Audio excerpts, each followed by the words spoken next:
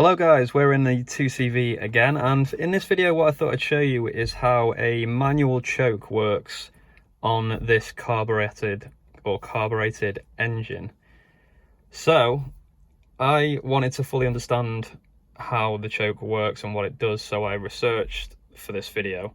So if there are any slight details I've got wrong, please correct me in the comments below. That would be great. But yeah, pretty sure I fully understand what this is doing now. So I'm going to go through and tell you what it does. I'm going to tell you what you need to do on cold days and warmer days, or cold starts and hot starts, warm starts, and also show you what to do once you've got your engine running. So with a carbureted engine, you'll have a choke, and mine's manual. So let me just get behind the steering wheel here. This is my choke here down next to the steering wheel, and it's very simple in the way that it works. It's just something that you can pull towards you and push in. Okay, so it's just a little kind of lever slash pulley system. And what this is going to do is it's going to open and close a metal plate in the carburetor, which is going to control the airflow into the carb. So there's fuel inside the carb, there's air inside the carb, but depending on temperatures, that mix needs to change, and that's exactly what this is doing. This is changing the mix between the amount of air and fuel that's in the carb purely by changing the airflow, if that makes sense. So you're not changing the fuel that's inside the carb, you're just changing the mixture by playing with the air, basically. So yeah, if the choke's fully out, literally by name choke, you're choking the engine, you're depriving it of air. So that will stop all the air getting into the engine, well, most of it anyway, as far as I know. And that's essentially what you need to do on a cold day. You don't want all that cold air rushing into the engine, because there's no vapor in the carb, there's no fuel vapor in there to ignite and mix with the air. So there'll be fuel in there, but it won't be vaporized, so you want less air going in there. That's as far as the research led me to believe anyway. If that's incorrect, please do let me know, like I say, but that's what I can gather, is that what you're doing here is controlling the air mix by either choking the engine by pulling it towards you, i.e. closing the metal flap, or you're opening it up and letting loads of air in to mix with that vapor that will be there on a warmer start, and yeah, that'll get your engine going as well. So for a cold start like this, like I'm about to do, I'm probably going to need almost full choke. Now this is a bit fiddly to start anyway. It might not be issues just related to how I'm using the choke. There's always seems to be problems starting this car. It does eventually usually start, but what I'm going to do is have full choke. So this isn't going to be the same for every vehicle. This isn't going to probably be the same for every vehicle, even if it's the same. Even if it's another 2CV, you might have to put your choke at a different level for a cold day. It is literally about experimenting with your car and finding what mix it needs on those cold days and what mix it needs on those warmer days as well. So yeah, I'm going to try full choke and we'll see what happens. I'll try and start the engine. Hopefully there won't be any other issues with the starting, but sometimes there is, so we'll just have to get through those as well.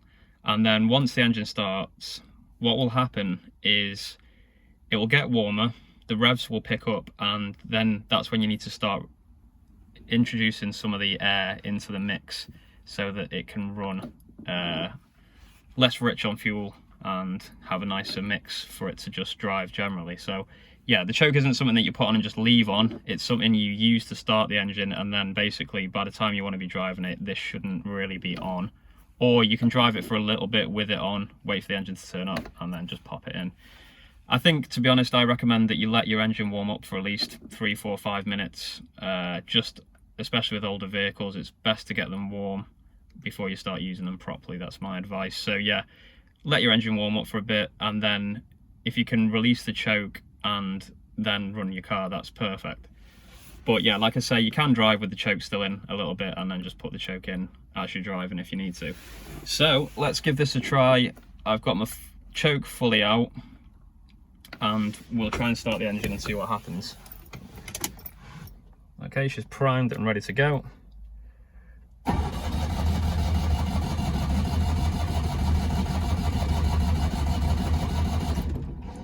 Okay, it was ticking over nicely, but it didn't want to catch there, so I'm going to try and put a little less choke, just a tad less, to see if that makes a difference.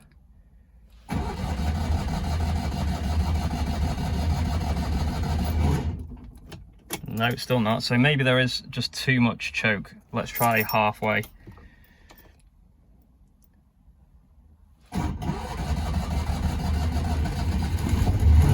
And there we go, she started up perfectly. And now I can adjust based on the sound of the engine. So I hope you can still hear me over the noise of the engine. As you can hear now, the revs are picking up and they're probably a little bit too high. So I'm just going to push the choke in a little bit and you can feel them dropping off. So this is really something you need to get used to with your car. You need to listen to the engine and hear what it's doing. You need to get it to its happy place, basically. So as you can hear, if it's like this, that's not its happy place. That's revving far too much. So just feather the choke, get it to that point where it's running nicely. What I'll do now is just push it in a little bit too much because the engine's not warm enough, and you'll see that it starts to splutter. And that's, again, it's not its happy place. It's not warm enough to run with that little choke. It still needs to be blocking off some of that air. So I'll show you that now. If we push in too much, here, that sounds like it's going to cut out, and I'm just going to quickly pull the choke back out again because I don't want it to stall. So you can just control that airflow with the choke until it's nicely warmed up and running how you want it to run.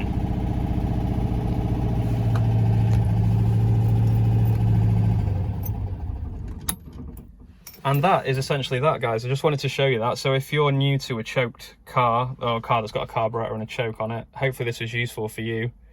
Like I say, if the engine's warmed up, you probably won't need full choke. Well, you shouldn't need full choke. You should need a lot less, if not completely off. But yeah, on a colder start, pull that choke out and get that air blocked off from the carb, and that'll make it a lot easier to start your engine. So I hope that helps. If you've got any questions underneath, please let me know. And yeah, like I mentioned as well, if I did get any of the details wrong in this video, please feel free to correct me in the comments below. That would be really appreciated. Obviously, I don't want people getting the wrong information. So yeah, don't forget to hit that subscribe button. I'll be doing more videos about the 2CV very soon. New parts coming soon, which I'll be fitting, and there's also a couple of things I want to fix and then try and get it in for an MOT. Hit that subscribe button, hit that like button as well, and I'll be back with more content soon. Happy driving, guys, and stay safe.